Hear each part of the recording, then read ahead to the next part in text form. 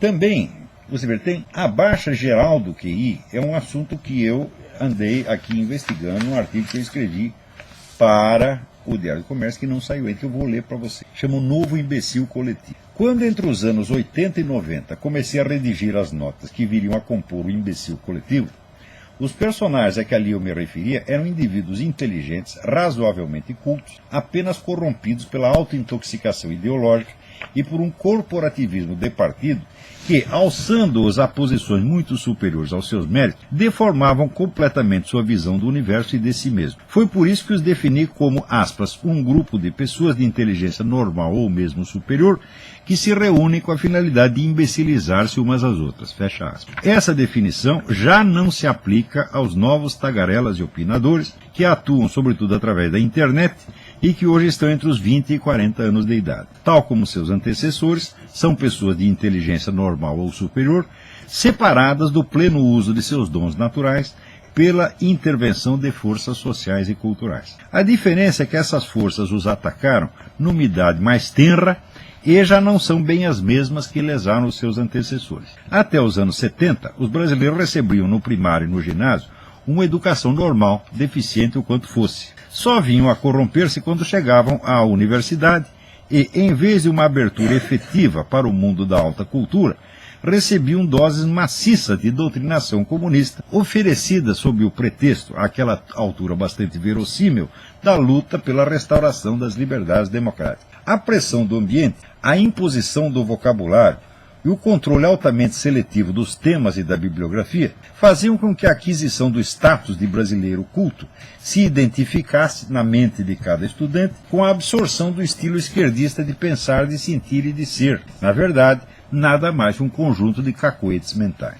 O trabalho dos professores doutrinadores era complementado pela grande mídia, que, então já amplamente dominada por ativistas e simpatizantes de esquerda, envolvia os intelectuais e artistas da sua preferência ideológica numa aura de prestígio sublime, ao mesmo tempo que jogava na lata de lixo do esquecimento os escritores e pensadores considerados inconvenientes, exceto quando podiam explorá-los como exceções e sua própria raridade e exotismo confirmavam a regra.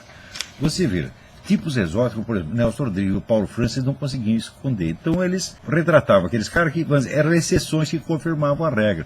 Eram tipos extravagantes. Agora, quando o sujeito, nada tinha de extravagante, era o sujeito normal e um grande escritor, e fosse conservador, daí eles sumiam como fizeram com Gustavo Corsão. Desapareceram, não tinha como reaproveitá-lo, não tinha como fazer dele o palhaço do circo, tá entendendo? Como fizeram com Nelson Rodrigues e Paulo Francis.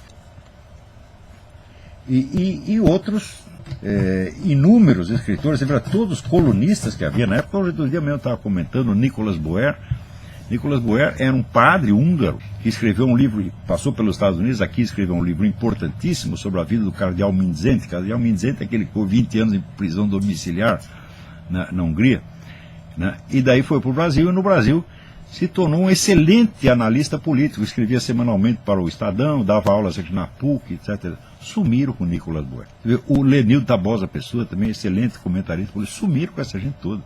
Então, bom, criada e mantida pelas universidades, pelo movimento editorial e pela mídia impressa, a atmosfera de imbecilização ideológica era, por assim dizer, um produto de luxo, só acessível às classes média e alta, deixando intacta a massa popular. A partir dos anos 80, a elite esquerdista tomou posse da educação pública, aí introduzindo o sistema de alfabetização socioconstrutivista, concebida por pedagogos esquerdistas como Emília Ferreiro, Lev Vygotsky e Paulo Freire, para implantar na mente infantil as estruturas cognitivas aptas a preparar o desenvolvimento mais ou menos espontâneo de uma cosmovisão socialista, praticamente sem necessidade de doutrinação explícita. É por isso que hoje eu sou contrário ao uso do termo doutrinação. O pessoal, vamos protestar contra a doutrinação comunista nas escolas. Falo, não há mais doutrinação, não precisa. Nós passamos por uma outra etapa. Agora é a etapa, vamos dizer, da imbecilização desde a infância. Hein? Do ponto de vista do aprendizado, do rendimento escolar dos alunos e, sobretudo, da alfabetização, os resultados foram catastróficos. Não há espaço aqui para explicar a coisa toda, mas, em resumidas contas, é o seguinte. Todo idioma compõe-se de uma parte mais ou menos fechada, estática, estável e mecânica, o alfabeto, a ortografia, a lista de fonemas e suas combinações, as regras básicas da morfologia e da sintaxe, e de uma parte aberta, movente e fluida, o universo inteiro dos significados, dos valores, das nuances e das intenções de discurso. A primeira aprende-se eminentemente por memorização e exercício repetitivo. A segunda, pelo autoenriquecimento intelectual permanente, pelo acesso aos bens de alta cultura, pelo uso da inteligência comparativa crítica analítica e, last not least, pelo exercício das habilidades pessoais de comunicação e expressão. Sem o domínio adequado da primeira parte, é impossível orientar-se na segunda. Seria como saltar e dançar antes de ter aprendido a andar. É exatamente essa inversão que o socioconstrutivismo impõe aos alunos, pretendendo que participem ativamente e até criativamente do universo da cultura, antes de ter os instrumentos de base necessários à articulação verbal de seus pensamentos, percepções e estados interiores. O socioconstrutivismo mistura a alfabetização com a aquisição de conteúdos, com a socialização e até com o exercício da reflexão crítica, tornando o processo enormemente complicado e, no caminho, negligenciando a aquisição das habilidades fonético-silábicas elementares, sem as quais ninguém pode chegar a um domínio suficiente da linguagem. Agora, você veja, o pessoal comunista é safado mesmo, porque eles, no Ocidente, eles espalham esse socioconstrutivismo e criam uma devastação geral. Você acha que eles adotam isso no país deles? Na China não tem socioconstrutivismo nenhum, meu filho. Você vai lá, aprende as sílabas, aprende o alfabeto e faz aquela repetição toda. E é por isso que os chineses dão de 10 a 0 nos outros em todos os testes internacionais, porque ainda aprende pelo método antigo. Você vê, na França acabam de banir o socioconstrutivismo depois de 30 anos de devastação. O negócio, um dos países onde a coisa primeiro se disseminou foi lá, graças àquele infeliz do Jean Piaget, tá certo? O Jean Piaget é um dos cretinos mais sofisticados do universo. Quer dizer, esse é um homem, vamos dizer, de inteligência superior para tudo, exceto para a realidade. Ele entende tudo ao contrário. Era no Jardim das Aflições, eu escrevi lá umas 5 partes de comentários do Jean Piaget. Leiam aquilo, você vê. Assim, é uma coisa que é tão imbecil o que ele diz, mas tão, não é possível um psicólogo falar uma coisa dessa. Então,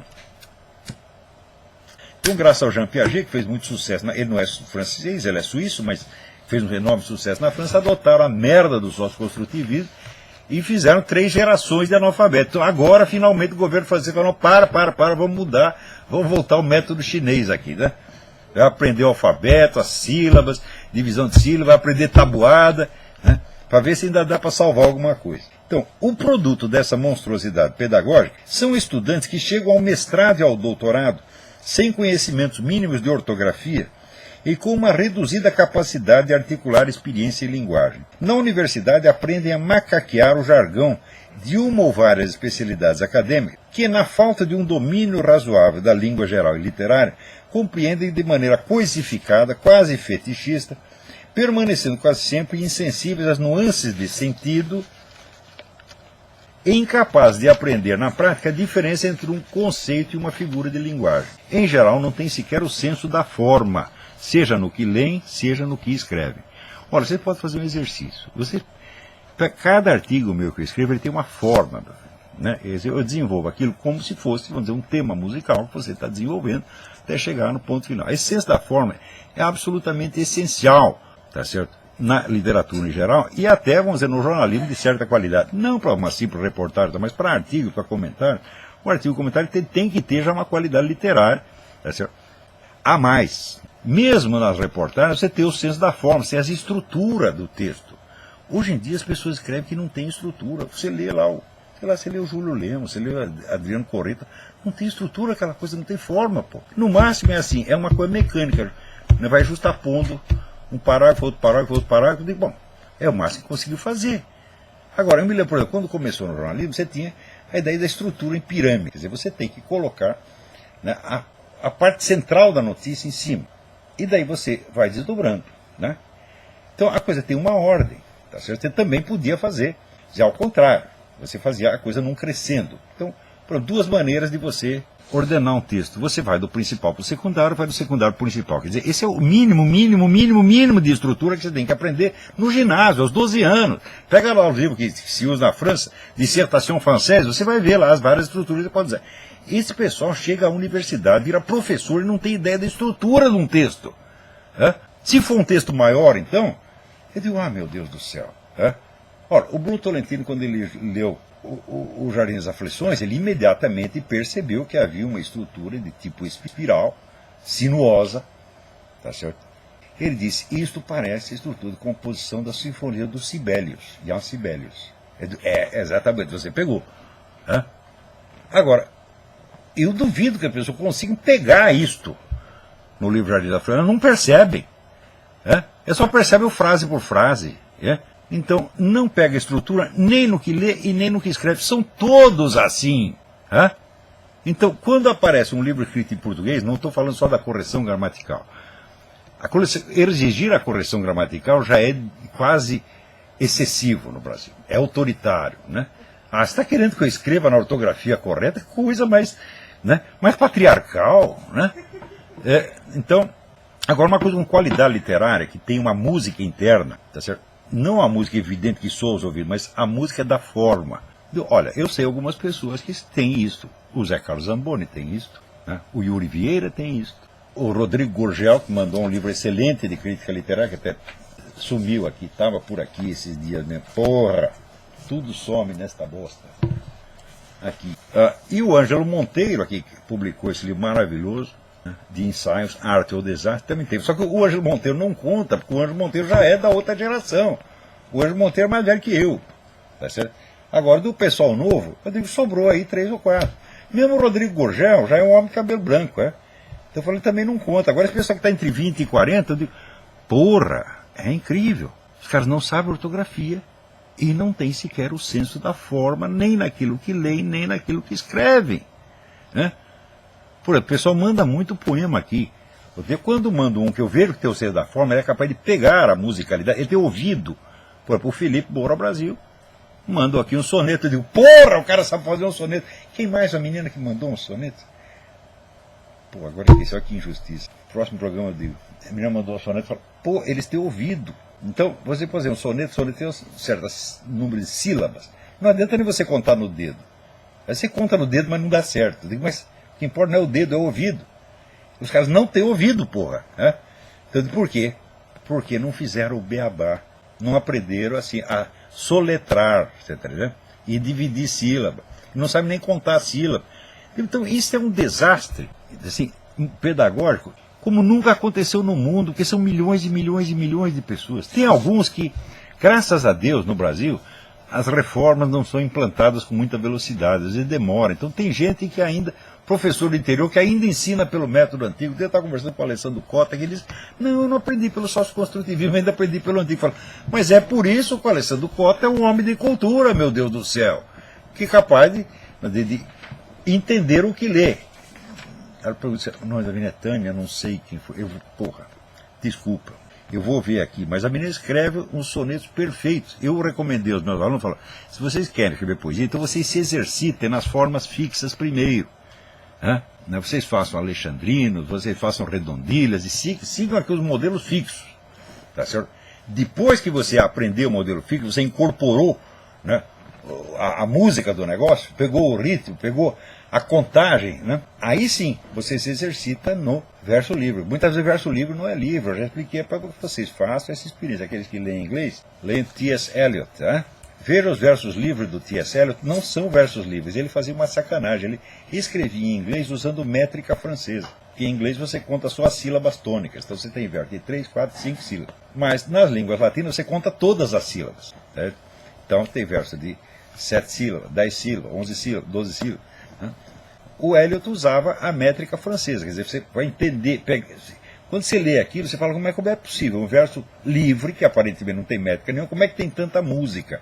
Está aí o truque. Tem métrica sim. Tem. Se você lê o Zé Geraldo Vieira, aquele maravilhoso romancista brasileiro, ele tem páginas e páginas e páginas de prosa onde está tudo rigorosamente metrificado. Então você lê e fala, que beleza, que coisa mais musical, que coisa linda. Eu digo, mas aparentemente é prosa, mas na verdade é poesia. Tá certo? Então, vou dizer, não tem jeito de você treinar na poesia, você pegar a música da poesia, se você não sabe contar sílaba. E se você aprendeu pelo sócio-construtivismo, contar sílaba, você nem sabe que isso existe. Você está lá fazendo a sua criatividade, a sua autoexpressão, a sua crítica cultural. Você pega um garoto de 5 anos, manda ele fazer crítica cultural, porra. né? Ele vai brincar de Paulo Francis, de Zé Guilherme Melchior. Ah, puta que pariu, hein? Quer dizer, é o país do pedantismo, da imitação, da macaquice, né? Ai, ai, ai. Isso quer dizer que a turma da direita conservadora padece dos mesmos problemas.